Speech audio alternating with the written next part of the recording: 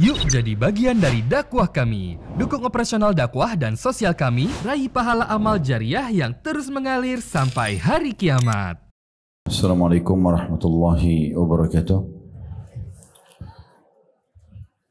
Alhamdulillah, tidak pernah berhenti lisan kita memuji dan memuja Allah atas segala nikmat yang dilimpahkan kepada kita, terutama nikmat Islam dan iman. Karena dengan menjadi muslim dan muslimah, kita jadi mengenal siapa Tuhan pencipta alam semesta ini, yaitu Allah subhanahu wa ta'ala. Karena la ilaha illallah, yang berarti la ma'buda bihaqqin illallah, tidak ada Tuhan pencipta, pemilik, penguasa yang menggantikan siang dan malam, terjangkau oleh mata kita kecuali Allah. Dan dengan itu kita tidak butuh Tuhan-Tuhan lain, bergantung dan mengikuti panduan orang-orang atau manusia, tapi kita cukupkan kepada satu Tuhan saja. Dan kita tahu tujuan kita ada di muka bumi ini, mana yang boleh kita kerjakan, mana yang tidak boleh, mana yang bisa kita nikmati dan mana yang tidak boleh. Di dunia kita punya panduan hidup, dan di akhirat nanti kita akan dapat balasan maksimal dengan surga yang abadi. Selanjutnya kita panjatkan salam hormat kita kepada utusan Allah, Nabi besar Muhammad sallallahu alaihi wa ala alihi wa sahbihi wasallam, sebagaimana Allah telah perintahkan kita untuk mengucapkan salam hormat tersebut. Dan tentu kita berharap agar dibalas sesuai yang dijanjikan, karena mengucapkan satu kali salam hormat kepada manusia terbaik ini akan dibalas oleh Allah dengan 10 rahmat. Dan rahmat Allah meliputi pengampuan dosa, penerimaan amal saleh, juga solusi dari permasalahan-permasalahan hidup kita. Oleh karena itu, mengucapkan alhamdulillah dan juga salawat kepada Nabi SAW adalah hal yang harusnya tidak luput bagi setiap muslim setiap mereka mau memulai aktivitasnya. Baik, seperti biasa Bapak Ibu sekalian, kita akan melanjutkan bedah buku kita Kunci Sukses di Alam Kubur, yang ditulis oleh Dr. Ahmad Mustafa Mutawalli. Dan kembali kita ingatkan, karena pertemuan kita kurang lebih sebulan sekali, alam kubur ini adalah alam yang pasti kita semua lalui. Harusnya setiap orang di antara kita, setiap lewat kuburan, dia harus merenung sejenak, walaupun hitungan detik saja.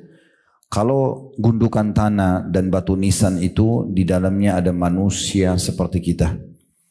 Mungkin lebih cantik, lebih tampan, lebih pintar, lebih sukses, lebih kaya, lebih segala-galanya. Atau bahkan lebih buruk. Misalnya lebih jelek, lebih rusak akhlaknya, lebih jauh dari agama. Tapi intinya mereka semua sudah berada di bawah tanah. Dan pasti saja mereka akan diminta pertanggungjawaban atas semua yang mereka lakukan. Kalau amal baik akan dipertanggungjawabkan ikhlas atau tidak, maksimal atau tidak. Kemudian yang lolos dari tes tersebut akan mendapatkan balasan maksimal. Dan orang-orang yang justru berbuat kejahatan juga akan diperlihatkan dan akan diminta pertanggungjawaban. Kenapa dia sia-siakan waktunya dan dia gunakan justru untuk pelanggaran apa yang telah dilarang oleh Sang Pencipta Allah Subhanahu wa ta'ala.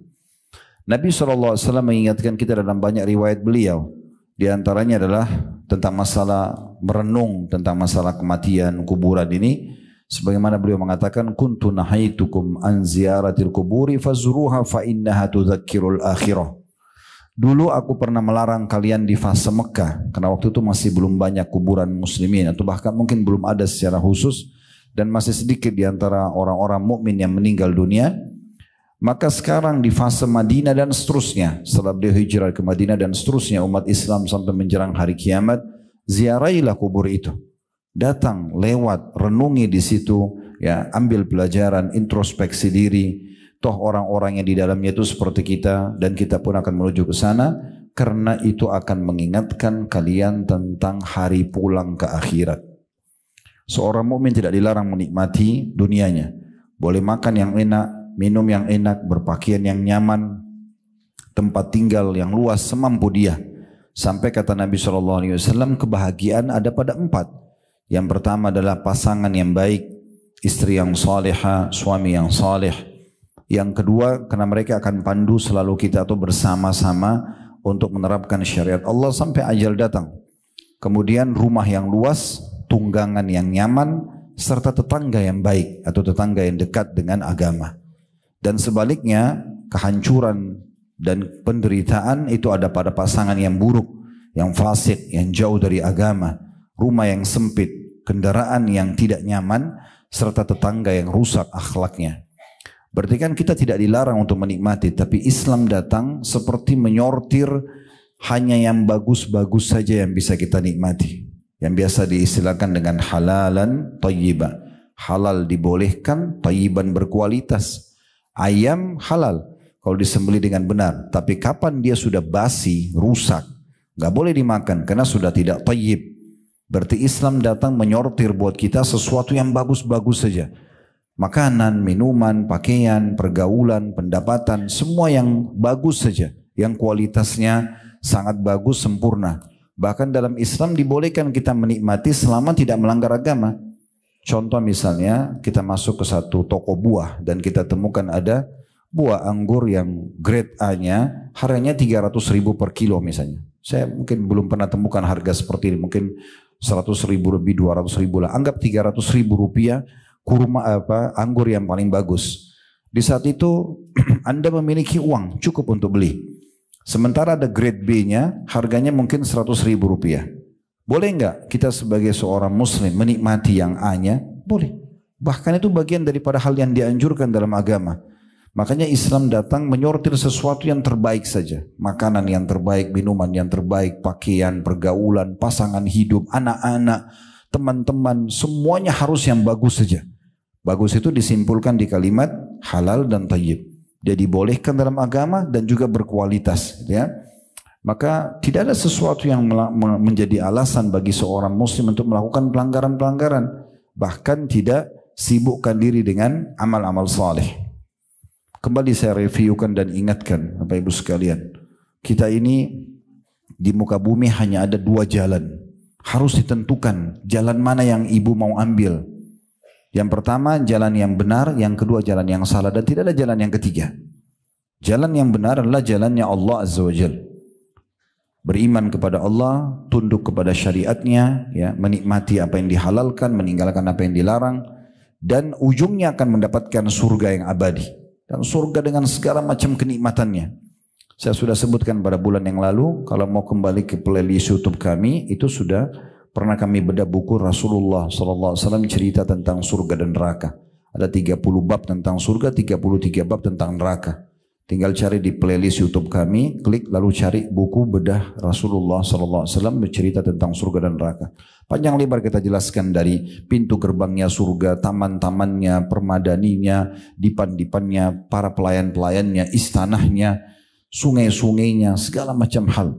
Kenikmatan yang abadi, dan itu hanya sedikit berusaha di dunia dengan ibadah sebagaimana yang kita paparkan dan akhirnya masuk ke sana abadi selamanya. Di dunia ini kepemilikan sementara. Ibu punya motor, mobil, rumah atas nama ibu. Tapi begitu kita meninggal, selesai. Pindah ke tangan orang. Berapa banyak rumah yang sudah kita beli misalnya, atau kendaraan tadinya atas nama orang lain. Tapi udah selesai, seperti itulah. Tapi di akhirat, di surga, itu kepemilikan abadi. Sekali kita punya istana itu, selamanya milik kita. Tidak ada pindah tangan lagi, karena tidak ada kematian lagi. Makanya Allah selalu hubungkan surga dengan khalidina fiha, kekal di dalamnya, kekal di dalamnya. Supaya orang berpikir, ini kepemilikan abadi. Dan ini satu hal yang luar biasa. Tidak perlu takut mati, tidak perlu takut tua. Kata Nabi SAW, orang yang masuk surga tidak akan habis masa mudanya. Tidak akan sakit fisiknya. Bahkan Nabi SAW mencikal lebih dalam. Tidak ada meludah, tidak ada beringus. Gak ada yang jorok-jorok lagi gitu. Bahkan makanan dan minuman yang mereka konsumsi yang tidak dibutuhkan oleh tubuh mereka akan keluar dalam bentuk keringat yang lebih wangi dari kasturi. Nggak ada WC di surga. Kita nggak butuh itu. Kita makan makanan nggak jadi kotoran. Kalau yang tidak dibutuhkan oleh tubuh keluar dalam bentuk peluh atau keringat, itu lebih wangi dari kasturi. Jadi kehidupan abadi yang luar biasa. Dan saya sarankan buat diri saya dulu, kemudian ibu-ibu sekalian juga selalu ulang-ulangi, dengarkan tentang ceramah surga, tentang neraka. Jadi kita tahu ini loh, tujuan utama saya itu.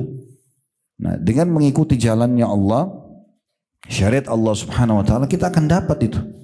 Itu sifatnya sebentar sekali. Kata Nabi SAW, sungguh demi zat yang jiwaku dalam genggamnya, maksudnya demi Allah, surga itu lebih dekat kepada salah seorang dari kalian daripada tali sendal kakinya sendiri. Tali sendal. Dan neraka lebih dekat kepada seseorang dari kalian daripada tali sendalnya sendiri. Ini Nabi SAW jelaskan agar seseorang faham. Sedikit sholat, puasa, ibadah, ajal datang, mati masuk surga. Kan sebentar sekali. Orang buat dosa, zina, riba, mengganggu orang, segala macam, mati masuk neraka. Begitu gampangnya orang masuk surga, begitu gampangnya orang masuk neraka. Maka harus kita hati-hati sekali. Waktu kita terbatas, harus jeli. Ya. Kalau Allah berikan ketampanan, kecantikan, kekayaan, kedudukan, bukan untuk melanggar, bukan untuk maksiat. Ya. Tapi untuk justru digunakan beribadah kepada Allah subhanahu wa ta'ala. Allah sudah gambarkan Nabi Yusuf alaihissalam, manusia tertampan di dunia, dipakai untuk ibadah kepada Allah. Nabi Muhammad SAW dan para nabi-nabi, para sahabat, para sahabiat, mereka gunakan untuk ketaatan kepada Allah subhanahu wa ta'ala. Dan itu akhirnya mereka bahagia di dunia, mereka juga akan dapatkan yang terbaik di akhirat. Sementara orang-orang yang kafir, ya, mereka walaupun tampan, mereka walaupun cantik, akhirnya habis kehidupan mereka dalam kemaksiatan. Di dunia mereka rugi, di akhirat mereka juga rugi. Nanti akan kita paparkan lebih panjang lebar tentang masalah efek amal soleh dan efek daripada dosa itu. Kembali ke poin tadi dulu. Jalan pertama jalannya Allah subhanahu wa ta'ala. Ujungnya kalau ibu patuh kepada Allah akan masuk ke dalam surga abadi. Dan itu sangat mudah. Tidak ada yang sulit. Kayak tadi sholat duhur sebentar sekali. 5-10 menit selesai. Duduk majelismu 1 jam, 2 jam, 1 jam selesai. Sebentar mungkin keluar berzikir. Sebentar lagi silaturahim keluarga. Sebentar bakti sama orang tua. Sebentar ziarah ziarah kuburan misalnya. Sebentar jenguk orang sakit. Apa saja. Semuanya mudah. Dan enak saja dilakukan gitu. Meninggal, ajal datang yang kita tidak tahu kapan datangnya. Bisa hari ini, bisa detik ini, bisa lusa, bisa kemudian kita akan dapatkan surga tersebut. Juru bicaranya Allah yang menyampaikan apa yang Allah inginkan supaya kita masuk ke dalam surga, para nabi-nabi dan rasul. Dan penyambung lidah para nabi dan rasul adalah para ulama dan para da'i. Ibu-ibu hadir di pengajian begini, ya, atau pengajian yang lainnya, siapa saja da'i yang menyampaikan, siapa saja seorang alim menyampaikan, maka pasti yang dipandu Allah berfirman, Rasulullah bersabda, buat ini bu, jangan buat ini bu, kan gitu. Maka itu jalannya para rasul, itu ajaran para rasul, dan juga akan menyampaikan kita ke jalan Allah, ujung-ujungnya surga. Ini jalan yang benar. Enggak ada jalan yang ketiga, enggak ada jalan yang kedua untuk benar, cuma satu ini saja. Sibuk dengan amal saleh, belajar dari para ulama dan alim, itu adalah jalannya para nabi-nabi, dan akhirnya mengajur kita ke jalan Allah dan ujungnya surga. Yang kedua jalan sesat, dan jangan disentuh jalan ini. Jalannya iblis, enggak ada jalan ketiga. Iblis ini golongan yang fasik dari kalangan jin. Memang Allah sudah bocorkan dalam surah Al-Baqarah bagaimana dia membangkang kepada Allah Azza wa Jalla waktu disuruh sujud kepada Adam dan seterusnya. Intinya orang ahli neraka ya iblis. Dia pemimpin orang-orang di neraka nanti. Dia akan memandu orang ke neraka. Neraka dengan segala macam siksaannya. Orang yang anggap neraka itu ringan, itu orang bodoh sekali. Ya, saya sering kasih contoh di pengajian, kalau kita pakai korek gas kecil, tentu ini tidak boleh dijalankan ya, tapi cuma dikasih ilustrasi. Kalau kita bakar korek gas kecil dan kita taruh jempol kita saja, hitungan detik sudah panasnya luar biasa. 1 menit bisa matang ini, butuh operasi untuk mengembalikan, itu pun belum tentu sempurna kulit kita. Itu baru sedikit. Bagaimana kalau seluruh tubuh dibakar dengan api, disiksa, tidak ada kematian. Untuk orang masuk surga, masuk neraka nggak ada kematian. Jadi yang nikmati nikmat selamanya, kalau yang siksa selamanya, ini berat sekali. Kecuali orang-orang yang memang orang muslim yang banyak dosanya, dibersihkan dulu baru masuk ke dalam surga. Tapi itu pun kita tidak tahu berapa ribu tahun mereka masuk ke neraka. Kalau bisa kita tidak lalui neraka langsung masuk surga, kenapa harus melalui neraka dulu? Gitu kan? Jadi nggak ada manfaatnya sama sekali. Ini kalau ngikutin jalannya iblis, pasti ke neraka itu. Pasti ke neraka. Tidak ada sama sekali kenikmatannya. Allah berfirman dalam Al-Quran, La yadhukunal mauta illa mautatal ula. Mereka nggak rasakan mati kecuali mati yang pertama saja. Di dunia saja. Jadi tidak akan mati selamanya. Juga kata Nabi SAW, nanti akan didatangkan oleh malaikat satu sosok menyerupai domba. Kemudian sosok malaikat itu akan memanggil seluruh ahli surga dan mereka mendengarkan suaranya, wahai penghuni surga, maka semua mata ahli surga menuju ke domba itu. Lalu juga malaikat itu memanggil penghuni neraka sambil mengatakan, wahai penghuni neraka, mata mereka semua menuju ke domba itu. Kemudian kata malaikat tersebut, apakah kalian mengenal ini? maka mereka mengatakan semua serentak, kita semua akan mengatakan di surga atau di neraka, iya kami kenal, itu adalah kematian. Jadi nanti semua orang akan mengakui kalau dia sudah melalui kematian, toh akan mati, akan diwujudkan. Lalu disembelihlah, kata Nabi SAW, domba tersebut, dan akhirnya malaikat itu mengatakan, wahai penghuni surga, nikmatilah surga kalian selamanya karena tidak ada kematian mulai hari ini, dan hai penghuni neraka, rasakanlah siksaan tidak ada kematian hari ini. Kalau maling di jalan digebukin oleh warga misalnya karena ketangkap, kalau dia masih hidup mungkin masih dipukulin, tapi kalau sudah mati nggak ada orang gebukin, karena orang tahu orang mati nggak rasa sakit kan. Di neraka nggak ada kematian. Jadi jangan konyol ini, selalu saja menganggap remeh, nggak apa-apalah, nggak apa-apalah. Sampai kapan nggak apa-apa ini? Men. Harus selamatkan diri kita, dan tidak ada yang bisa menyelamatkan diri kita kecuali kita sendiri, Bapak Ibu sekalian. Juru bicara iblis, dukun, peramal, penyamun, penyihir, ahli maksiat. Berteman sama mereka pasti ke jalan iblis. Pasti neraka. Clear, selesai. Tentukan dari sekarang. Kita sudah bahas pada pertemuan yang lalu. Usahakan setelah tahu ini istiqomah. Yang lalu kan kita bahas itu ya. Di poin keempat itu masalah istiqomah. Bagaimana kita konsisten setelah tahu kebenaran, ikuti saja. Ini masih mukaddimah ya.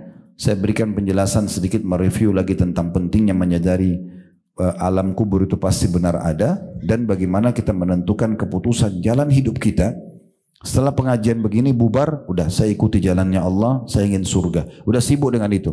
Semua godaan yang membuat kita menyimpang jauh dari jalan Allah, a'udzubillahi minasyaitonir rajim, jangan ikuti bagaimanapun godaannya, karena godaan ini akan membawa ke neraka gitu.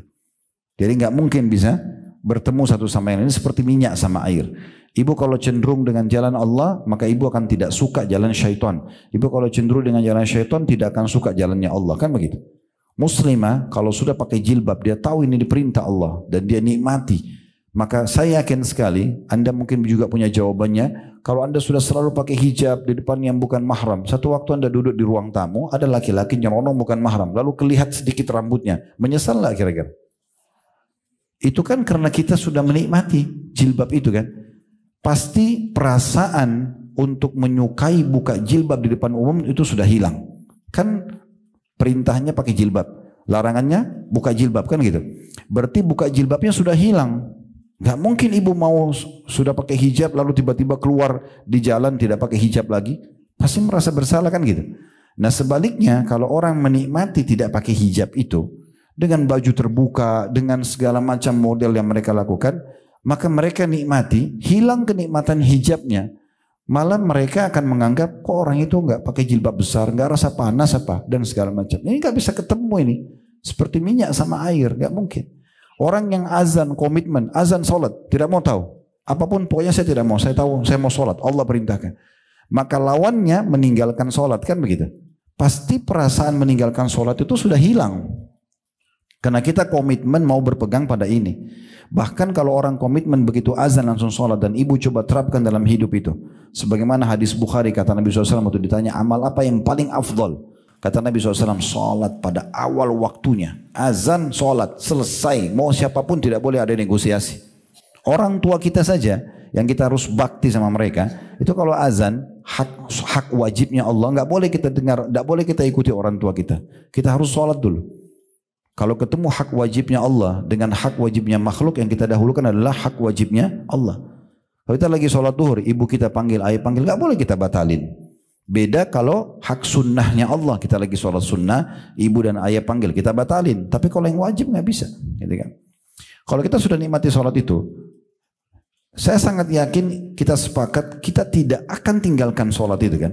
Karena perasaan pelanggaran ini nggak mungkin. Masa orang sudah komitmen jaga sholat 5 waktu, tahu keutamanya, terus tiba-tiba hari ini dia kerja, besok dia tidak mau sholat seharian, kan tidak mungkin. Karena hilang perasaan yang maksiatnya ini kan gitu. Terbalik, kalau orang yang sudah nikmati tinggalin sholat, dia rasa itu sebuah kenikmatan, dia malah heran, kok orang ini sholat terus ya, gak capek apa gitu. Begitu, hilang kenikmatan ibadahnya, ini gak bisa ketemu. Nah ibu jangan ada di tengah-tengah gitu. Taat iya, tapi maksiat iya. Maka hilang kenikmatannya itu. Ya, hilang kenikmatan. Kalau mau betul-betul merasakan kenikmatan iman, manisnya iman harus maksimal. Udah sekali hijrah, nggak usah buka lagi pintu-pintu dosa. Selesai. Mau teman-teman buruk, mau tontonan, mau apa yang didengar, habis semua, selesai tutup. Saya sering kasih gambaran di pengajian begini supaya mudah difahami. Ibaratnya sebuah ruangan. Ruangan itu jebol temboknya. Ada satu ruangan, ibu di situ jebol temboknya. Ada dua opsi supaya ibu selamat dari udara dingin, dari nyamuk, dari lalat, dari apa saja ya. Yang pertama kurang efektif, yang kedua efektif. Yang kurang efektif ini ibu pakai selimut saja. Ya. Ambil selimut pakai. Tapi ini masalahnya belum clear karena temboknya masih terbuka kan gitu. Kalau kita pakai selimut terus tertidur, selimutnya terdorong, nyamuk bisa datang, air hujan bisa masuk, betul nggak? Ini kurang efektif. Ini ibaratnya orang yang mau hijrah, tapi dia masih buka pintu-pintu berteman sama teman-teman yang buruk, masih mau buka pintu dosa. Nah, seperti orang yang cuma pakai selimut, setiap saat dia bisa tergoda lagi. Benar nggak? Benar nggak ini? Nah, sekarang contoh yang kedua, ini yang efektif. Ibu harus tutup tembok itu. Ambil batu bata, tutup, lengkap tutup semua, selesai. Biar nggak pakai selimut aman. Nah itu maksudnya tutup semua pergaulan-pergaulan buruk itu, pintu-pintu dosa supaya selesai, clear. Kalau enggak masih terus tergoda, masih komunikasi, masih lihat, masih dengar, nggak apa-apa. Itu nggak bisa. Kita ini lemah, manusia ini lemah. Jangan ibu anggap dirinya ibu kuat. Kita sensitif sekali. Terus nonton 2 jam film India tidak terpengaruh, bohong. Nggak mungkin. Lama-lama ibu lantunin juga lagunya, hafal lagunya, ikut tariannya, kagum sama tampannya si artis laki-laki. Masa artis mau didatangkan jelek? Nggak ada yang nonton. Harus tampan, harus cantik, gitu kan? Harus hebat. Memang begitu jualan mereka. Tapi kalau kita buka, masalahnya kenikmatan ibadah kita terganggu. Nggak bisa. Iman itu bu bertambah dengan ketaatan, berkurang dengan kemaksiatan. Begitu. Makin kita taat sama Allah, makin terasa tebal iman itu. Makin dekat sama Allah, makin nyaman, makin mudah menangis, makin suka berdoa, makin takut kalau masuk neraka gitu. Itu bertambah dengan amal soleh. Tapi kapan kita buka pintu dosa, itu akan hilang, berkurang sedikit demi sedikit. Itu sering saya kasih gambaran kan 2 timbangan, amal soleh dan dosa. Kalau amal solehnya lebih tinggi, dosanya di bawah, maka kita akan rasakan kenikmatan iman. Ini harus kita yang usahakan. Kalau terbalik, dosanya lebih tinggi, amal solehnya rendah, maka tidak akan pernah merasakan kenikmatan ibadah itu. Enggak mungkin. Sholat asal jadi, kapan dia mau saja. Enggak bisa karena dosanya masih lebih besar. Berimbang pun sama. Enggak akan pernah merasakan nikmatnya amal soleh dan juga tidak akan merasakan dosa itu sendiri, gitu kan? Jadi sebaiknya kita tentukan jalan kita tentunya ya.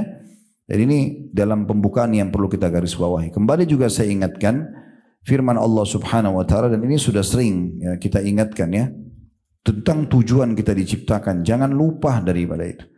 Surah Az-Zariyat surah nomor 51 ayat 56. Allah kekalkan dalam Al-Qur'an, ini tujuan kita ada di muka bumi ini, tidak ada tujuan lain. Az-Zariyat 56, wa ma khalaqtul jinna wal insa illa liya'budun. Aku tidak ciptakan, kata Allah. Kalian ada di muka bumi ini, hai laki-laki, hai perempuan, dari suku manapun, ya, bagaimanapun kondisi ekonominya, sosialnya, semuanya. Tujuannya hanya untuk mengabdi dan beribadah kepadaku. Jadi memang kalau ada yang tanya, apakah saya diciptakan untuk sholat Ustaz, untuk haji, untuk umrah, untuk zikir, baca Quran, hadir majelis ilmu? Iya, nggak ada tujuan lain. Nggak ada tujuan lain. Itu duduk-duduk omong kosong sama teman-teman, makan, minum, itu pernak-perniknya. Kenapa pernak-pernik didahulukan, pelengkap hidup, lalu tujuan utama ditinggalkan? Demi untuk ngobrol sama teman, sholat ditunda. Demi untuk meeting, sholat bahkan ditinggalkan. Ada beberapa ikhwan yang mengeluh begitu. Dia kerja di perusahaan, Jumat, karena pemilik perusahaannya orang non-muslim, disuruh meeting. Itu pas waktu Jumat. Ya, luar biasa ya. Harus apa yang dilakukan Ustaz? Saya katakan keluar dari situ. Kalau emang itu sudah rutinitas, keluar. Kenapa harus takut? Rezeki sudah ditentukan. Kita seakan-akan mau mengejar pernak-perniknya hidup hanya karena meeting, akhirnya nanti mungkin dapat ekstra bonus, berapa sih dihitung lemburannya per jam. Tapi kita tinggalin sholat wajib yang Allah akan pertanggungjawabkan, minta tanggung jawab hari kiamat, kan tidak mungkin, gitu kan? Berapa banyak muslimah yang buka hijabnya hanya karena masalah ekonomi. Kenapa? Cari pekerjaan yang bisa mendapatkan pendapatan yang baik, atau menikah sehingga Allah bukain pintu rezeki karena suami punya kewajiban untuk memberikan nafkah. Kan begitu. Ini harus hati-hati, jangan sampai pernak-perniknya Hanya membuat kita dahulukan dan yang utamanya tujuan kita tinggalkan. Dalam ayat yang lain, surah Al-Mu'minun, surah nomor 23 ayat 115, Allah subhanahu wa ta'ala juga berfirman, Al-Mu'minun, surah nomor 23 ayat 115, Afahasibtum annama khalaqnakum abathan wa annakum ilayna la turja'un. Apakah kalian mengira kami ciptakan kalian sia-sia dan kalian tidak akan dikembalikan kepada kami? Kalian tidak mati? Lalu tidak ditanya waktu setiap detik yang kita lalui dengan hal sia-sia tidak akan ditanya? Atau amal soleh yang dikerjakan tidak dapat balasannya? Tanda tanya ini. Ya. Dan kalian tidak akan kembali kepada kami. Ibnu Qayyim Al-Jauzi rahimahullah mengatakan, Ibnu Qayyim Al-Jauzi mengatakan, terjemahnya kurang lebih, apakah kalian diciptakan tanpa ada maksud dan hikmah? Begitu saja lahir, omong kosong saja, gak ada sesuatu tujuan. Nah, itu rugi sekali kalau orang tidak faham tujuan dia ada di sini. Ya. Di muka bumi, kenapa dia lahir dari rahim ibu ini, kenapa dari sperma ayah itu, kenapa sudah ada air, ada udara, ada waktu terbatas, ada makan, ada minum, begitu saja. Itu orang-orang kafir, orang muslim tidak boleh seperti itu. Dia harus tahu ada tujuan dia diciptakan.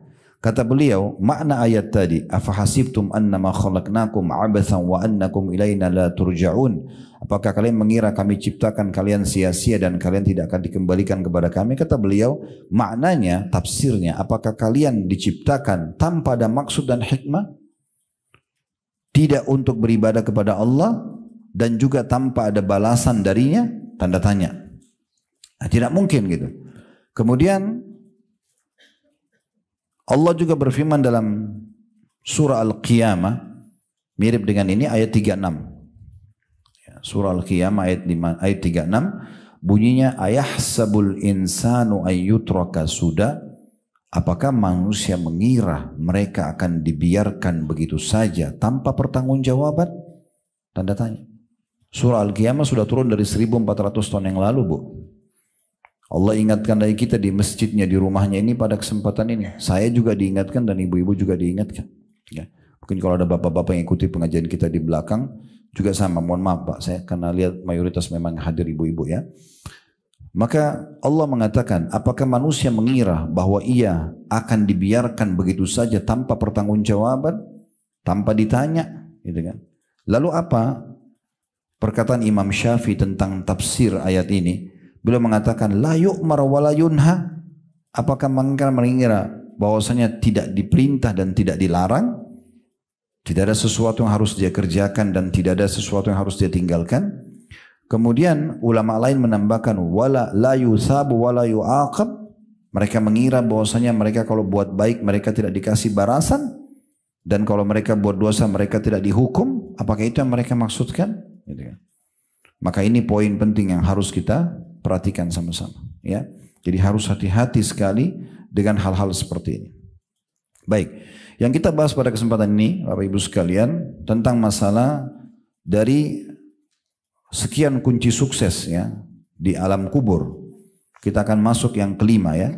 Sebagaimana sudah kita jelaskan di sini tentunya ada 44 ya kiat agar selamat dari siksa kubur. Kita akan masuk yang kelimanya yaitu amal-amal saleh. Nah inilah tadi yang kita sedang titik beratkan dan saya kasih mukaddimahnya tentang tujuan kita diciptakan. Memang untuk mengabdi, memang untuk ibadah kepada Allah subhanahu wa ta'ala. Saya akan bacakan dulu apa yang ditulis oleh penulis, baru kemudian kita panjang lebar insya Allah menambahkan beberapa ilmu tambahannya sebagai syarah atau penjelasannya. Di halaman 20, di situ penulis menulis angka 5 amal-amal saleh. Lalu beliau mengangkat firman Allah subhanahu wa ta'ala dalam surah Ibrahim ayat 27. Ini surah nomor 14 ya. Yang bunyinya yuthabbitullahu alladhina amanu bil qawli tsabiti fil hayati dunya wa fil akhirah wa yudhillullahu adh-dhalimin wa yaf'alullahu ma yasha. Artinya Allah meneguhkan iman orang-orang yang beriman dengan ucapan yang teguh dalam kehidupan di dunia dan di akhirat, dan Allah menyesatkan orang-orang yang zalim dan memperbuat ya, apa yang dia kehendaki. Maksudnya Allah melakukan apa yang Allah kehendaki. Ini ayatnya dulu terjemahan. Al-Allama As-Sa'di. Al-Allama maksudnya seorang alim bu ya. As-Sa'di ini nama seorang ahli tafsir, sudah meninggal beliau, tinggal di Saudi dunia. Beliau mengatakan makna daripada surah Ibrahim ayat 27, Allah subhanahu wa ta'ala mengabarkan bahwasanya D-nya besar itu kata ganti Allah ya, bagi yang pegang bukunya. Allah subhanahu wa ta'ala mengabarkan bahwa dia meneguhkan hamba-hambanya, N-nya juga besar berarti kata ganti Allah, hamba-hambanya yang beriman, yakni orang-orang yang menunaikan kewajiban mereka ya, berupa keimanan hati yang sempurna dan yang menuntut dan membuahkan adanya amal-amal anggota tubuh. Allah meneguhkan mereka di kehidupan dunia saat berbagai syubhat datang dengan cara memberikan bimbingan kepada keyakinan, dan saat syahwat menerpa dengan cara memberikan keinginan yang kuat untuk mendahulukan apa yang Allah cintai daripada hawa nafsu dan keinginannya. Ini di dunia. Maksudnya jadi makna tafsir daripada ayat Ibrahim ayat 27 ini ya, beliau mengatakan Syekh Sa'di rahimahullah, Allah subhanahu wa ta'ala mengabarkan bagi hamba-hambanya yang coba mendekatkan diri kepadanya, belajar kayak ibu sekarang duduk begini belajar, mau faham apa sih yang Allah perintahkan, apa yang Allah bolehkan, apa yang Allah larang, lalu kita terapkan dalam kehidupan kita. Maka beliau mengatakan Allah mengabarkan di sini Allah akan kokohkan lisan orang-orang beriman dan sikap-sikap mereka dengan adanya keyakinan dalam hati keimanan, sehingga membuat anggota tubuhnya selalu mau melakukan amal-amal saleh ya. Dan ini bagi orang-orang yang memang mau beramal saleh. Siapa yang mau beramal saleh Allah mudahkan buat dia.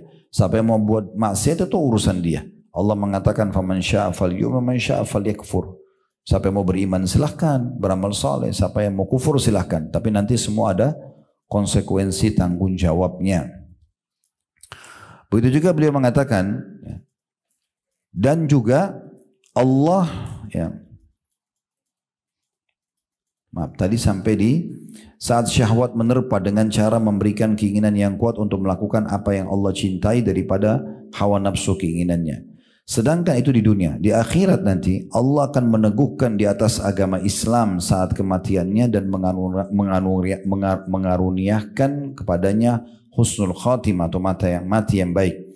Lalu di alam kubur saat menjawab pertanyaan dua malaikat sehingga dia bisa menjawab dengan jawaban yang benar, yaitu saat mayit ditanya siapa Rabbmu, apa agamamu dan siapa nabimu, Allah membimbing mereka kepada jawaban yang benar, Allah adalah Rabbku, Islam adalah agamaku dan Muhammad adalah nabiku.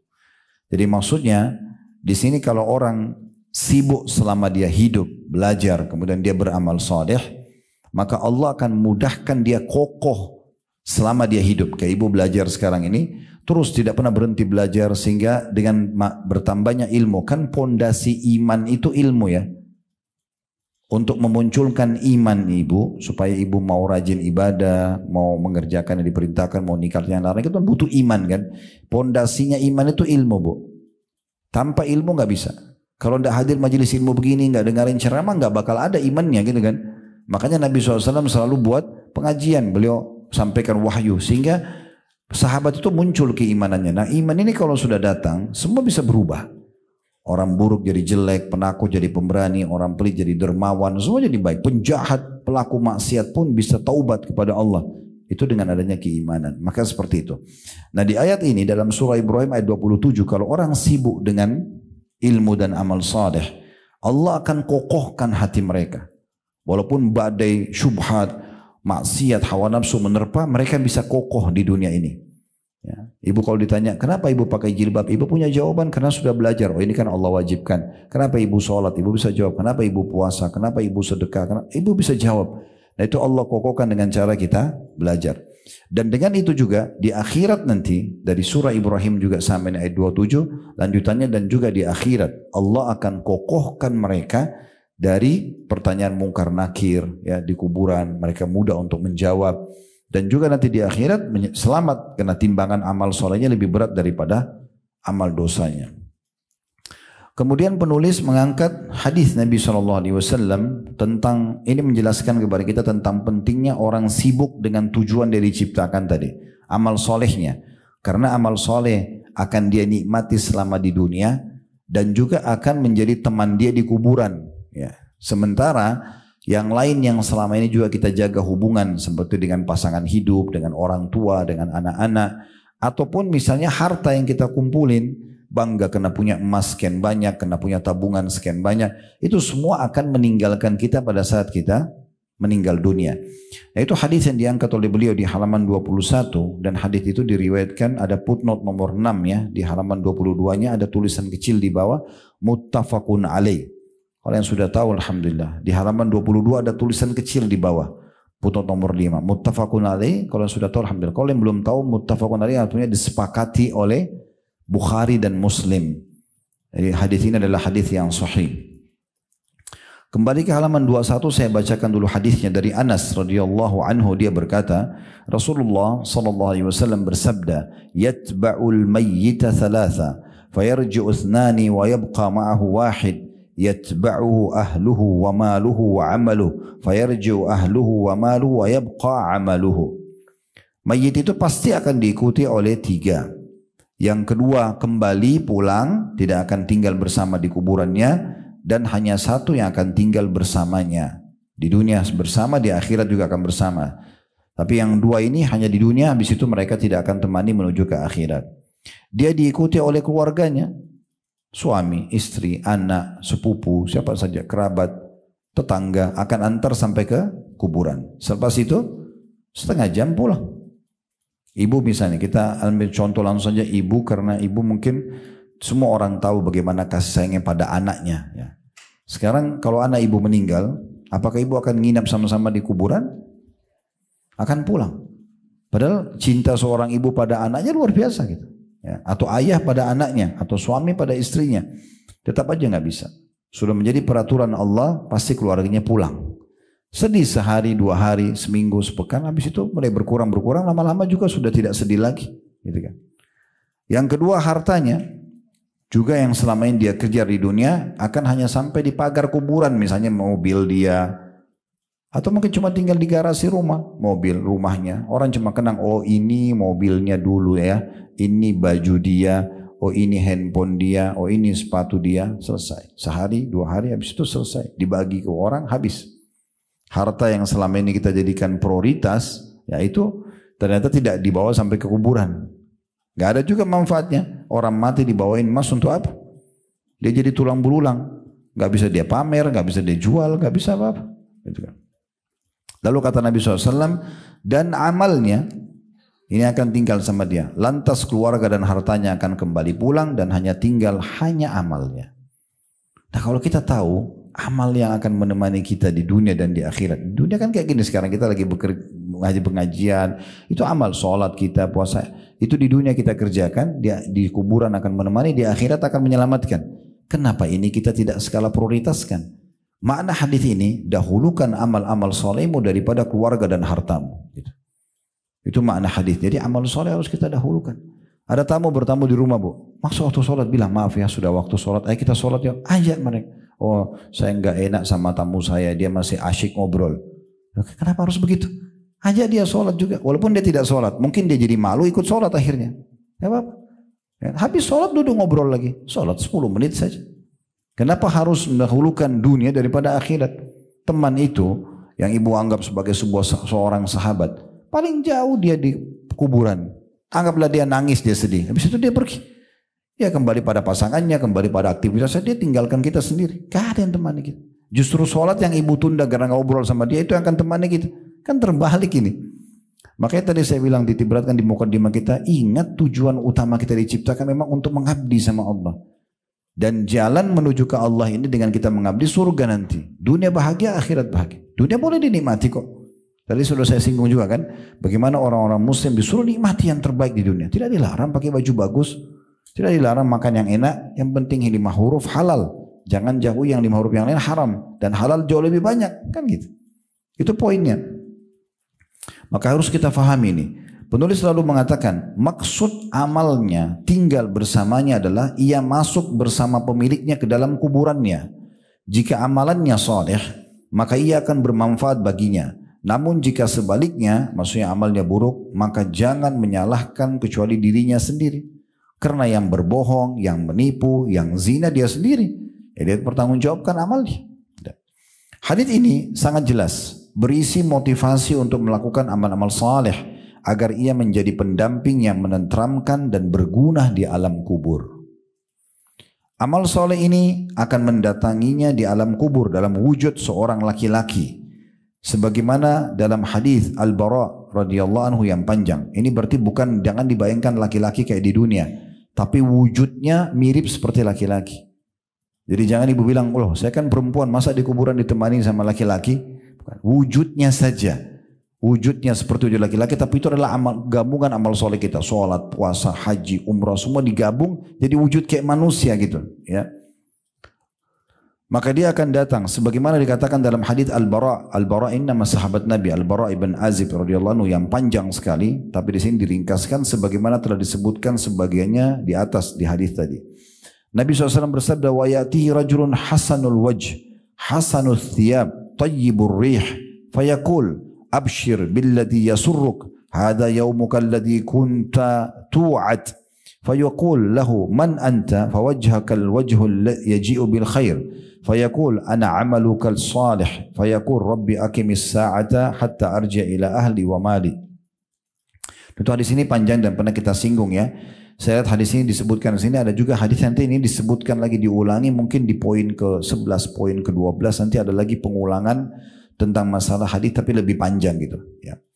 Terjemahannya, kalau mayit sudah masuk ke kuburan, lalu mayit mukmin tersebut didatangi seorang laki-laki yang tampan, wujudnya begitu, berpakaian bagus dan beraroma harum, ya. Lalu dia berkata, maksudnya orang itu berkata, "Berbahagialah dengan apa yang akan membahagiakanmu." Jadi yang bicara itu orang itu, amal soleh itu. Ini adalah hari yang telah dijanjikan kepadamu. Bukan di dunia kau pernah dengar di ceramah, ya kalau di kuburan nanti akan masuk ditemani amal soleh. Nah ini sekarang nih kejadiannya. Lalu mayit itu bertanya, "Siapa kamu ini?" Nah ini digambarkan kita semua nanti akan mengucapkan ini pada saat melihat amal soleh kita. Semua kita tidak ada pun kecuali akan mengucapkan yang sama. Wajahmu adalah wajah yang datang membawa kebaikan, menggembirakan sekali, bercahaya, tampan, bersih, wangi. Lalu laki-laki itu menjawab, "Aku adalah amal solehmu." Lalu orang itu mengatakan, si mayit, karena dia tahu ditemani oleh amal solehnya, dia mengatakan, "Ya Rabbi, wahai Tuhanku, segerakanlah hari kiamat agar aku bisa kembali kepada keluarga dan hartaku." Maksudnya bisa masuk ke dalam surga dan kumpul dengan keluarga yang saleh, yang baik, yang mukmin, yang memang wajar masuk surga. Serta harta yang selama ini aku infakkan, aku mau lihat hasilnya di timbangan amal. Maka dia berdoa agar dipercepatkan hari kiamat. Di sini ada di bawah nomor 72 HR Ahmad dan disesuaikan oleh Albani dalam Al-Mishkah di nomor 1630. Nah ini kurang lebih yang digambarkan oleh penulis. Kita akan tambahkan insyaAllah dengan tambahan lagi informasi dan syarah daripada apa yang kita bahas pada kesempatan ini.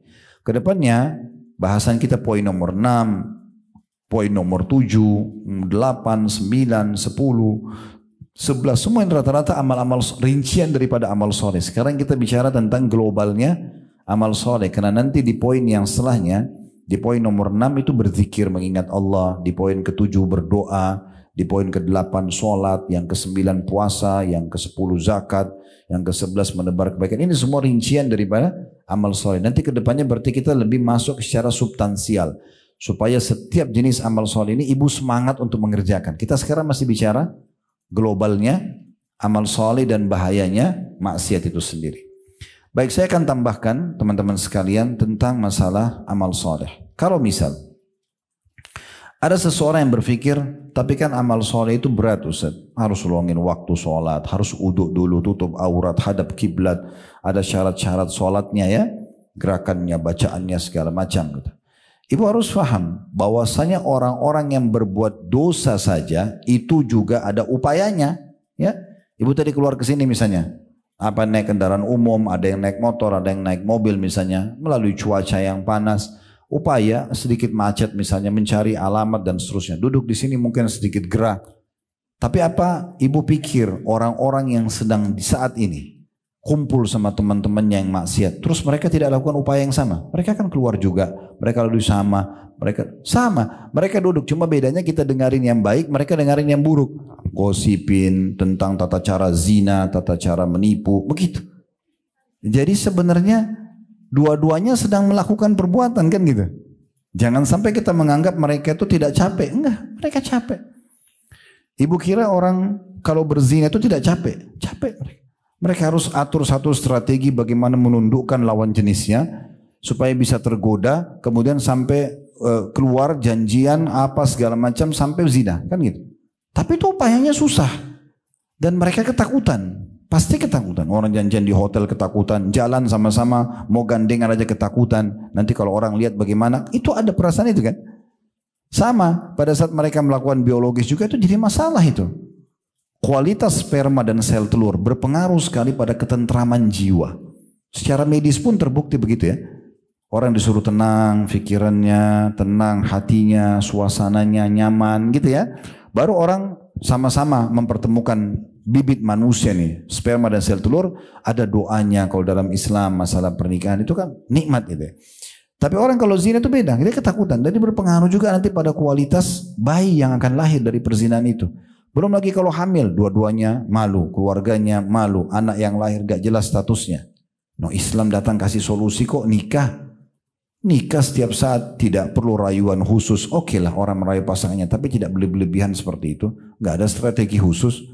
Suami mau gauli istrinya, saya mau pulang sekarang ya, kita biologis. Sederhana sekali. Semua orang tahu dia masuk rumah, masuk kamar, selesai. Malam pertama pun orang semua tahu kalau mereka akan biologis. Gak ada yang jadi beban tuh. Nikmat aja. Mereka keluar mandi kah, apa tidak ada masalah. Nabi SAW pernah, Bapak Ibu sekalian merenungi riwayat ini. Beliau jalan di jalan, lalu ada terlintas wanita. Bukan kita bilang Nabi terpengaruh, enggak. Tapi Nabi ingin menyampaikan sebuah konsep agama gitu ya. Kemudian para sahabat ikut bersama Nabi SAW ke rumah beliau. Beliau datang ke salah satu istrinya lalu biologis. Nabi sengaja biologis. Beliau keluar rambutnya basah habis mandi junub. Lalu beliau menyampaikan sebagai bukti kalau beliau biologis dengan pasangannya, beliau mengatakan kalau seseorang di antara kalian melihat lawan jenisnya di luar yang mempengaruhi syahwatnya, kembali pada pasangannya karena pasangannya memiliki apa yang dimiliki oleh orang tersebut. Ujung-ujungnya kemaluannya sama saja. Apa yang mau dicari gitu ya? Sehingga kita mau buka pintu ini untuk apa? Kan ini cuma perbedaan casing doang kan. Tinggi, pendek, putih, gemuk, kurus, casing doang. Ujung-ujungnya kemaluannya sama. Laki-laki begitu, kemudian perempuan sama juga begitu. Sama saja. Jadi Nabi SAW ingatkan sebuah konsep, lalu kenapa harus yang haram, kenapa enggak halal? Kembali aja di rumah, mau lakukan berapa kali enggak ada masalah. Bahkan Nabi SAW mengatakan, kalau kalian letakkan pada yang haram, dapat dosa enggak? Maka para sahabat terdiam, tapi mereka sudah tahu dosa zina besar. Maka begitu juga kalau kalian letakkan pada yang halal, maka pasti aja itu ada pahalanya. Besarnya itu seperti besarnya dosa zina itu, tapi ini besarnya kadar pahala. Jadi jangan pikir orang mau berzina itu enak-enak saja, enggak. Orang kalau kita malam hari sholat, bangun tahajud, ya ini contoh yang lain. Kita kan ngantuk kadang-kadang, tapi bangun, kita wudhu, kita sholat karena ingin mengejar pahalanya, ingin supaya doa kita mustajab. Apa ibu pikir orang yang ke diskotik di saat itu atau karaoke itu tidak capek? Capek mereka. Cuma syaitan hiasi seakan-akan enak, telinganya sakit dengerin musik besar-besar, goyang kepalanya, goyang badannya. Waktu itu secara medis harusnya istirahat kan gitu, malah. Terus ibu kira mereka tidak tersiksa itu sebenarnya. Susah mereka gitu. Ya. Jadi jangan pikir orang buat dosa itu kemudian nikmat. Enggak, sebenarnya susah mereka itu. Orang mau mencuri. Susah ngatur strategi mencuri. Bagaimana kalau ketahuan. Kalau ambil disembunyikan. Dia ketakutan. Saya diambil uang 100 ribu nih. Setiap kali dia dengar angka 100 ribu dia ketakutan sendiri. Karena sudah pernah ambil. Terus kenapa enggak kerja? Halal banyak pintunya. Kan gitu. Contohnya. Jadi sebenarnya orang juga membuka pintu-pintu maksiat itu tidak ada manfaat buat mereka. Semua diikuti dengan ketakutan, kekhawatiran. Kenapa kita masukkan hidup kita ke sesuatu yang buruk itu? Untuk apa? Untuk apa? Upayanya tidak ada manfaatnya sama sekali gitu ya. Yang hanya menyusahkan hidup mereka. Ya. Di mana ada satu firman Allah Subhanahu Wa Taala yang luar biasa ini. Ya. Pernah Umar bin Khattab radhiyallahu anhu bertemu dengan seorang pendeta. Terus Umar panggil pendeta itu, datang orangnya. Begitu dekat Umar nangis. Lihat orang itu nangis karena pendeta ini rupanya dia jadi tokoh dalam agama Nasrani. Dia mendakwakan kalau Allah punya anak, Isa adalah Tuhan, segala macam. Dia dakwakan dan dia menghabiskan waktu untuk itu. Dia luangin waktu untuk itu. Dia berjuang, dia pergi jauh, dia dakwahi orang itu. Tapi ini sia-sia. Allah nggak punya anak. Pemahaman yang keliru. Umar menangis. Lalu pendeta itu bertanya, apa yang membuat anda menangis wahai Amir Mukminin melihat saya? Lalu sambil berheran gitu. Lalu Umar mengatakan, ya, saya pada saat melihatmu tiba-tiba mengingat firman Allah Subhanahu wa taala, ya, amilatun nasibah tasla naran hamiyah fadzaka alladhi abkani, yang artinya aku teringat firman Allah Subhanahu wa taala, orang-orang yang melakukan dosa kesesatan ini mereka bekerja keras lagi kepayahan. Orang yang mau berzina tadi itu payah, susah. Orang mau mencuri payah, terus strategi. Orang mau menipu susah. Orang sesat pun meyakini ada Tuhan selain Allah, ada Allah punya anak, ini salah gitu. Maka Allah mengatakan amilatun nasibah. Mereka itu para pelanggar-pelanggar itu yang tidak patuh kepada syariat Allah. Mereka bekerja keras, lagi kepayahan, dan ujung-ujungnya tasla naran hamiyah. Mereka akan masuk ke dalam neraka yang sangat panas. Jadi tidak ada manfaatnya. Lalu untuk apa gitu kita melakukan pintu-pintu dosa itu? Ikrimah berkata dan As-Su'di rahimahumullah tentang ayat ini, yang dimaksud dengan amilatun nasibah, mereka melakukan dengan jerih payah kesusahan itu adalah bil ma'asi, dengan dosa-dosa yang mereka lakukan. Susah payah mereka lakukan itu. Bukan gampang itu. Tadi orang ke diskotik, orang ke karaoke, capek, nah nyanyi-nyanyi sampai tenggorokannya sakit. Kenapa nggak ngaji gitu kan? Contoh. Jadi capek, bukan tidak capek itu. Kalau dia anggap itu hiburan, itu dari syaitan yang menghiasi dia. Orang beriman yang faham dia tidak akan melakukan itu, dia akan pergi ke ngaji daripada dia teriak-teriak nyanyi karaoke. Lebih baik dia baca Quran, kan baca buku, kan gitu. Sama-sama kan. Tapi ini baik, itu tidak baik, nah gitu. Belum lagi ini tempat karaoke, diskotik. Sahabatnya apa? Teman-temannya nyanyi itu akan dekat sekali dengan minuman keras, perempuan tidak benar. Itu sudah sahabat dekatnya itu. Seperti di masjid begini lebih dekat kepada buku, ya, ilmu, gitu kan, teman-teman baik. Begitu memang paketnya. Pilih yang mana ini? Mau ini atau mau ini? Dan harus kita tentukan. Allah tidak akan turunkan tangan dari langit menarik ibu untuk harus kamu jadi orang soleh-soleh. Enggak. Siapa yang mau beriman silakan, yang mau kafir silakan, tinggal ditentukan. Tidak ada pertanggungjawabannya sendiri. Ini masalah besar. Lalu dikatakan, dan juga setelah dia susah payah dalam maksiat, finnari bil adabi wal aglal. Setelah itu di akhirat masuk ke neraka lagi yang azabnya sangat pedih. Jadi untuk apa gitu? Nah itu poinnya. Ini termasuk poin yang harus kita sadari teman-teman sekalian. Jadi jangan berpikir orang buat masa itu lalu tidak luangkan waktu, tidak susah-susah.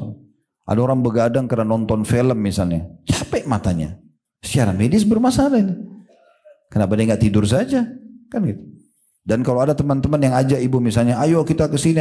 Kalau ibu nolak kenapa? Kalau ibu nolak tidak buat dosa kenapa? Masalahnya mata kita copot? Enggak kan? Kaki kita pincang? Enggak. Maaf ya saya enggak mau, saya enggak bisa, itu haram. Oh kamu soalim? Enggak apa-apa. Saya baru tahu daripada nanti saya mati di akhirat, kemudian saya nanti enggak bisa selamat.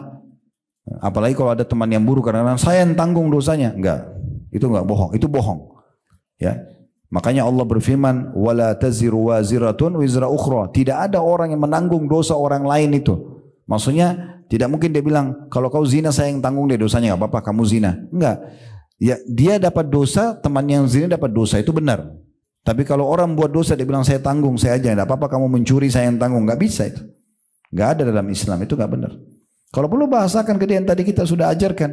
Nanti kalau saya meninggal, kira-kira kamu masuk ke liang lahat sama saya enggak? Temani saya, nanti kau bilang sama malaikat, enggak, saya akan tanggung jawab. Tapi jangan keluar dari kuburan ya. Enggak bakal mau dia. Paling jauh kamu di atas liang lahat, habis itu kamu tinggalkan saya. Kan gitu. Ini harus hati-hati sekali. Nah, satu sisi sebagai penutup ya, Allah Azza wa Jalla itu akan menilai lebih besar balasannya di saat kita berupaya, ada juhud, ada upaya lebih besar dalam beribadah kepada Allah. Allah suka sekali. Ini coba bagi contoh saja.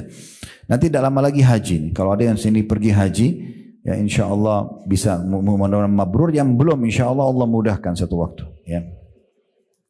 Di antara kemuliaan haji adalah hadirnya orang di Arafah. Ibu tahu di Arafah itu puncaknya haji. Itu hanya berkumpul sebelum duhur Nanti sholat duhur asar di jamak, gabung duhur sama asar, di qasar, dipangkas 2 rakaat, ditakdim, dimajukan di waktu duhur. Itu sih. Duhur asar, jamak, qasar, takdim di waktu duhur. Sholat ringan sekali kan, 2 rakaat, 2 rakaat. Sholat berjamaah. Habis itu berdoa saja, berzikir dari mulai duhur sampai terbenam matahari. Ini saja nih. Waktu ini saja. Apa kata ya Nabi SAW dalam hadis yang sahih riwayat Imam Ahmad? Inna Allah Ta'ala yubahi malaikatu ashiyata arafa bi ahli arafa. Allah benar-benar akan membanggakan hamba-hambanya di depan para malaikat yang hadir di Arafah itu. Ifayaqul, coba lihat mereka ini hamba-hambaku. Unduru ila ibadi atawni syu'than gubra. Mereka datang kepadaku dalam kondisi rambutnya berantakan penuh dengan debu. Karena kan orang panas. Walaupun nanti kita di kemah itu ada AC. Tapi orang duduk di kemah ada AC pun tetap aja kalau kita keluar sedikit panas. Apalagi tahun ini udaranya cukup panas gitu kan. Tapi yang jelas kata Nabi SAW, Allah melanjutkan firman-Nya dalam hadis ini. Ketahuilah wahai hamba-hambaku. Kalau seandainya dengan sedikit usaha ini. Hanya duduk dari duhur sampai maghrib doang. Itu saja. Zikir, berdoa itu saja. Doa berzikir. Nabi SAW itu di Arafah, kalau habis asar, terutama habis asar, beliau keluar dari kemahnya, beliau berdoa, mengangkat tangannya ke langit sampai putih ketiaknya kelihatan. Tidak turunkan sampai azan maghrib. Jadi kita cuma luangin berapa jam itu? Antara duhur sampai ke maghrib saja. Duhur, asar, maghrib gitu ya. Anggap 5-6 jam, 7 jam misalnya kita luangin waktu. Apa kata Nabi SAW? Allah berfirman, wahai hamba-hambaku seluruh ahli Arafah, kalau dosa kalian sebanyak ya, butiran pasir di muka bumi, sebanyak tetesan air hujan, ya, atau sebanyak buih di lautan, aku sudah maafkan. Pulanglah kalian dalam kondisi dosa-dosa kalian sudah bersih dari Arafah itu. Cuma dari duhur sampai maghrib. Ya. Cuma berzikir dan berdoa saja. Boleh makan, boleh minum, boleh istirahat sejenak. Tapi yang jelas kita luangkan waktu untuk ibadah sedikit saja. Dengan upaya itu, memang kita keluarin biaya, kita keluarin energi, tapi balasannya luar biasa. Ya.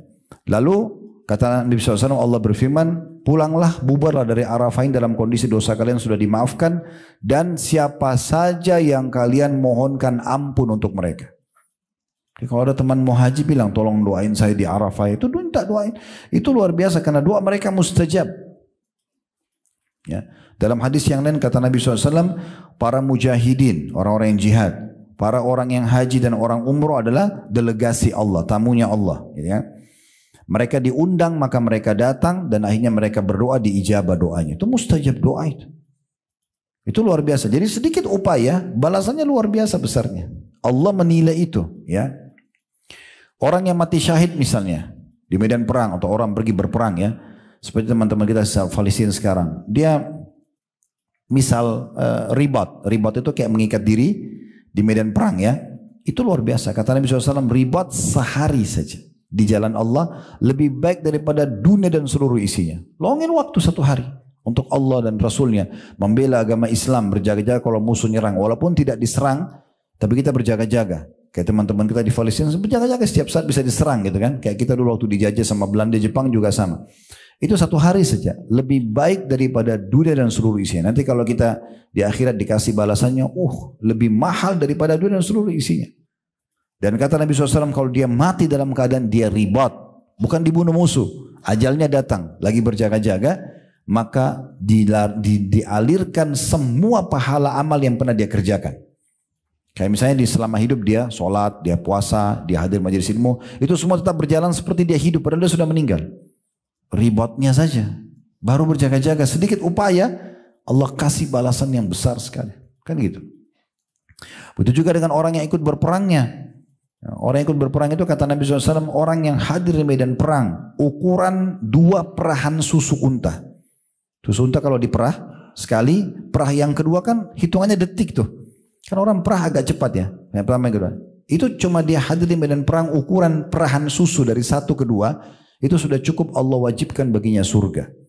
2 telapak kaki yang tersentuh medan perang tidak akan pernah disentuh api neraka. Kan gitu. Mata kata Nabi SAW, 2 mata yang tidak akan disentuh oleh api neraka. Mata yang menangis karena Allah, dia renungi tentang surga, tentang neraka, dia takut dosanya, dia nangis, itu tidak disentuh api neraka. Dan mata yang begadang karena berjaga-jaga di medan perang. Itu luar biasa. Dalam sebuah riwayat lain, Abu Hurairah radhiyallahu anhu, beliau pernah lagi di tempat ribat, berjaga-jaga, ada musuh, gitu. Rupanya karena mereka agak di tempat terbuka. Kemudian kaum musuh mulai datang, kaum muslimin meminggir, menyelamatkan diri dulu untuk mengatur strategi. Tapi Abu Hurairah tetap diam di tempat. Ada orang penasaran, Abu Hurairah ini ulamanya sahabat, gitu. Ditanya, kenapa anda diam di sini? Kata Abu Hurairah, saya telah mendengarkan sabda Nabi SAW, sesaat saja di medan perang, sesaat, hitungan detik, kemudian pergi, itu lebih baik daripada Lailatul Qadar, mengerjakan sholat malam di Lailatul Qadar di depannya Hajar Aswad. Keutamanya luar biasa. Kita upaya sedikit tapi Allah berikan balasan, dan makin besar upaya kita maka makin besar kesempatan kita mendapatkan pahala. Itu luar biasa gitu. Jadi orang-orang yang menuju ke surga memang ada upayanya. Sebagaimana orang menuju ke neraka juga ada upayanya. Tapi rugi orang yang gunakan tenaganya, energinya, waktunya untuk maksiat kepada Allah Subhanahu wa taala. Kenapa dia tidak gunakan untuk ketaatan saja?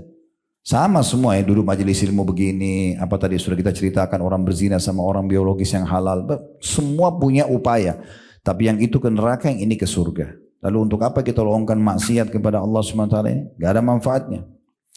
Dan kita bersabar teman-teman, di saat ada bisikan bersabar, karena memang surga diberikan bagi orang yang bersabar.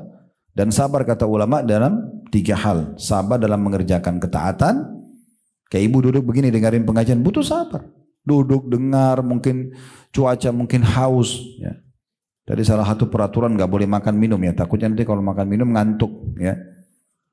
Jadi contohnya nanti kalau selesai ya, kita perlu sabar dalam ketaatan. Bangun malam kita masih ngantuk, sabar. Kita lagi butuh uang, tapi ada orang lain butuh, kita sedekah, butuh sabar dalam ketaatan. Yang kedua, sabar meninggalkan kemaksiatan. Siapa di antara kita, Bu, yang tidak punya peluang berzina, yang tidak peluang untuk menipu, yang tidak peluang untuk gosip, untuk fitnah, untuk membunuh, untuk memukul? Semua punya peluang kan? Bisa lakukan. Tapi di saat bisikannya datang, sabar, tolak.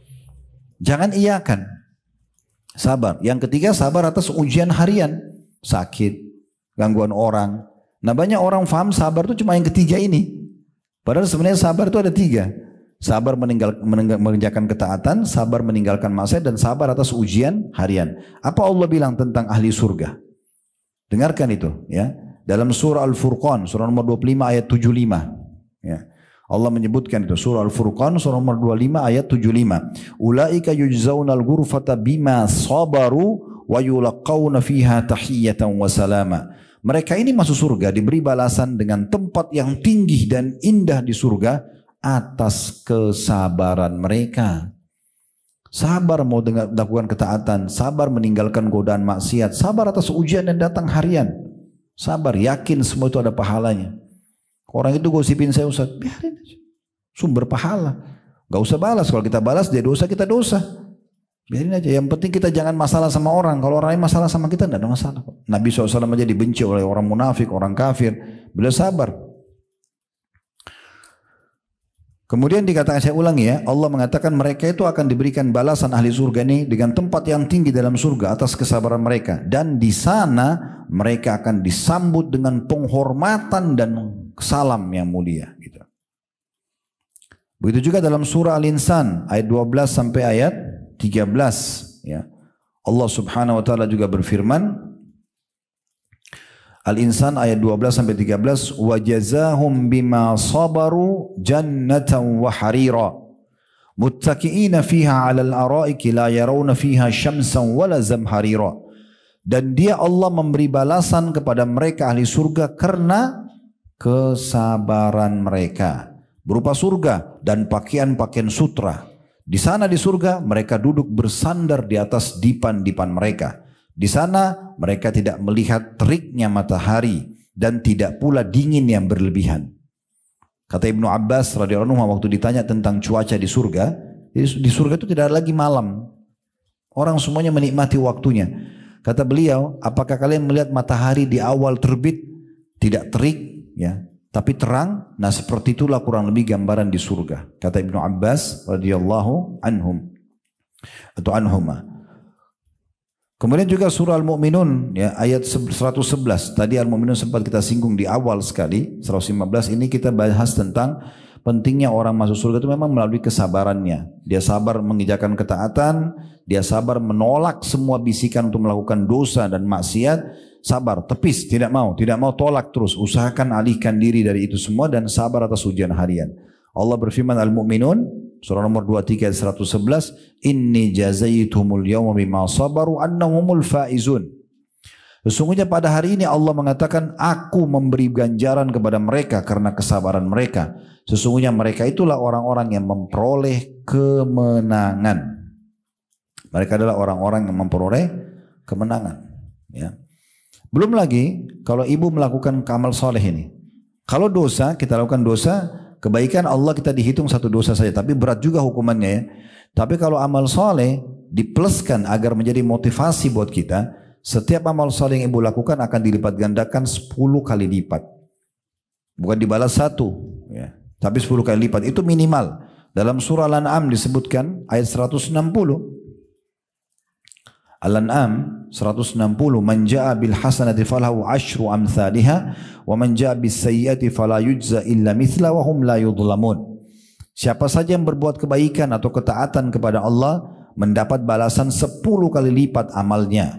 Dan barang siapa yang berbuat kejahatan dibalas seimbang dengan kejahatannya saja. Mereka sedikit pun tidak dirugikan. Jadi kalau ada yang mengatakan, oh kalau kita kan berbuat amal soleh ya, dapat pahala. Kalau kita buat dosa kita dapat 1 balasan dosa saja. Baik, jawabannya sederhana. Daripada dapat 1 dosa, kenapa nggak dapat 10 pahala? Gitu kan? Kenapa nggak amal soleh saja? Daripada gosip, kenapa nggak bicara yang baik-baik saja? Gitu kan, minimal yang mubah, nanyain kabar orang misalnya, atau tanya ilmu pengetahuan pendidikan anak kah, apalah segala macam, banyak manfaatnya lebih bisa gitu daripada kita bicara hal-hal yang dosa. Daripada dosa, kenapa tidak yang baik-baik saja? Toh semua dosa ada konsekuensi hukum. Ya, lebih baik kita berbuat amal saleh gitu ya. Tapi begitulah syaitan teman-teman menghiasi mereka. Ya, ahli masa itu dihiasi seakan-akan mereka tidak buat salah. Bagaimana pasukan Quraisy keluar ke Badr 1000 orang, panas sekali, terik matahari, mereka keluar untuk memerangi muslimin. Toh ujung-ujungnya kalah juga dalam peperangan, dan akhirnya Nabi SAW kumpulin 70 tokoh-tokoh Quraisy yang mati waktu itu, lalu Nabi SAW ajak ngomong satu persatu. Wahai fulan bin fulan, wahai fulan bin fulan, wahai fulan bin fulan, disebut gitu. Apakah kalian sudah dapatkan apa yang Tuhan kalian ancamkan pada kalian? Ketahuilah aku sudah dapatkan apa yang Tuhanku janjikan untukku. Kemenangan dengan keimanan, ya, tersebar agama ini, gitu kan, dapat harta rampasan perang. Maka Umar mengatakan, ya Rasulullah, mereka sudah jadi bangkai. Bagaimana mereka mendengar Anda? Kata Nabi SAW sebagai mukjizat Allah untuk nabinya, ya, khusus buat Nabi saja. Kata Nabi SAW, wahai Umar, demi Allah mereka lebih mendengarkan ucapanku daripada kau dengar ucapanku sekarang. Tapi mereka tidak bisa menjawabnya. Kalau mau diapakan setelah jadi mati begitu? Penyesalan, gitu kan? Nah seperti itu, mereka keluar di perang Uhud juga begitu. Akhirnya jadi kalah dalam peperangan, dan juga ya banyak di antara mayit mereka yang sudah dipastikan masuk dalam neraka dan meninggal dalam keadaan kufur, gitu ya. Jadi kesimpulannya kita harusnya berpegang. Saya akan tutup dengan 2 buah hadis ini, yaitu hadis Nabi SAW diriwayatkan oleh Ahmad Tirmidzi dengan sanad hasan sahih. Ittaqillah haitsuma kunt. Bertakwalah selalu kepada Allah dimanapun kamu berada. Patuh terus. Boleh nikmati, perintah kerjakan, larang haram, selesai. Gak ada negosiasi, gak ada upaya, gak ada coba-coba. Ya, amal soleh dipelajari untuk dikerjakan, dosa dipelajari untuk dijauhi, bukan dicoba. Oh, babi haram, saya mau tahu dulu rasanya gimana. Gak usah. Banyak, ada sapi, ada ayam, ada kambing. Kenapa harus? Zina haram, tapi saya mau coba. Ada nikah kok, kenapa harus itu? Khamr gak boleh. Saya mau coba dulu rasanya gimana, bir atau whisky. Untuk apa? Kenapa nggak langsung aja minum madu, sirup, air putih? Kenapa harus itu gitu? Kan gitu masalahnya. Ya. Makanya Nabi SAW mengatakan bertakwa kepada Allah, patuh pada Allah, tunduk. Ya, kerjakan perintah, tinggalkan larangan dimanapun kau berada. Wa atbi'is sayyi'atal hasanata tamhuha. Lalu ikutkanlah perbuatan salahmu dulu, kalau pernah berbuat dosa dulu, dengan kebaikan-kebaikan. Sekarang hijrah, taubat, beramal soleh lah. Maka amal soleh akan menghapuskan dosamu yang lalu. Wa khaliqin nasa bi khuluqin hasan. Setelah kamu hijrah, kamu taubat, berakhlaklah dengan baik, bermuamalah dengan manusia dengan cara yang baik. Salah satu maknanya adalah kalau seandainya ada manusia yang mengajakmu bertengkar, tinggalkan saja, enggak usah layani. Ada orang yang mengambil hakmu, usaha minta, kalau tidak dikasih berharap balasannya dari Allah. Ya itu, begitu saja, sederhana kok, gitu kan. Hadis yang kedua yang kita tutup adalah kata Nabi SAW dalam hadis yang sahih riwayat Imam Muslim, al-mu'minul qawi khairu wa habbu ila Allah minal mu'minid dha'if. Orang mukmin yang kuat secara keimanan, secara ilmu, kuat dengan imannya, tidak mudah tergoda, itu lebih baik dan lebih dicintai oleh Allah daripada orang mukmin yang lemah imannya. Dia sendiri yang lemahkan. Wah, syaitan ini besar sekali godaannya. Mana? Memang syaitannya kelihatan. Dia sendiri yang besar-besarin tuh.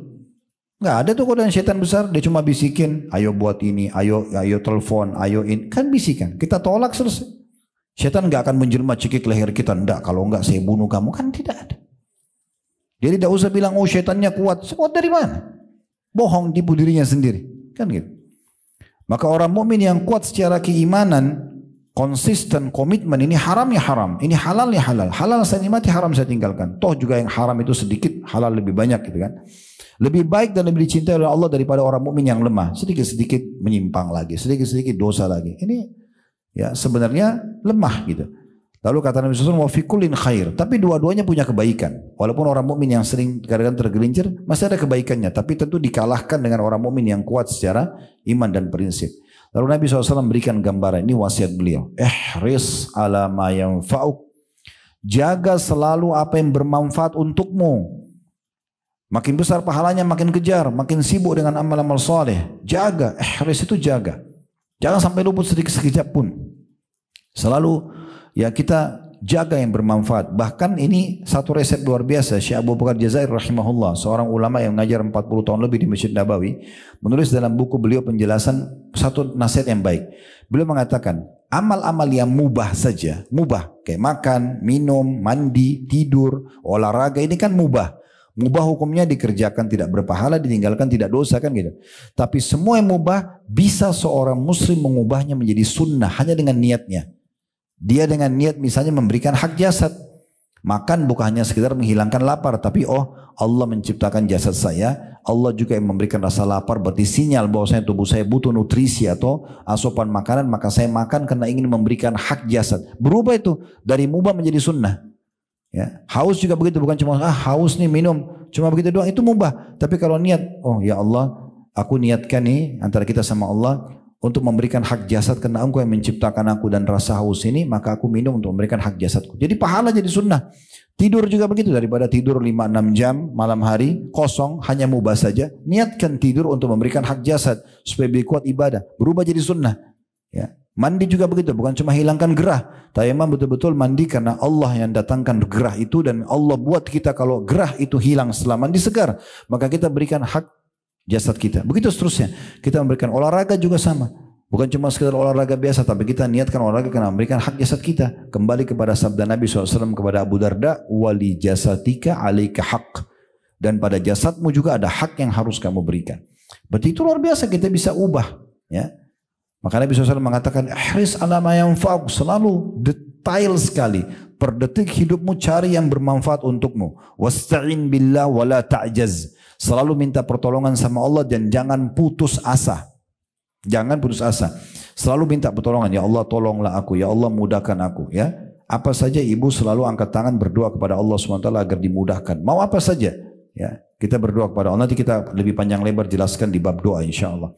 Selanjutnya kata Nabi SAW, wa in asabaka syai'un fala taqul law anni fa'altu kana kada wa kada. Dan kalau kau tertimpa sesuatu sudah terlanjur terjadi, jangan bilang kalau seandainya saya lakukan ini dan itu tidak terjadilah ini. Enggak. Walakin kul, kalau sudah terjadi, qaddarallahu wa ma syaa fa'al. Allah sudah terjadi, Allah lakukan apa yang dia inginkan. Fa inna law taftau amalu syaitan, karena law kalau seandainya membuka pintu syaitan. Allahu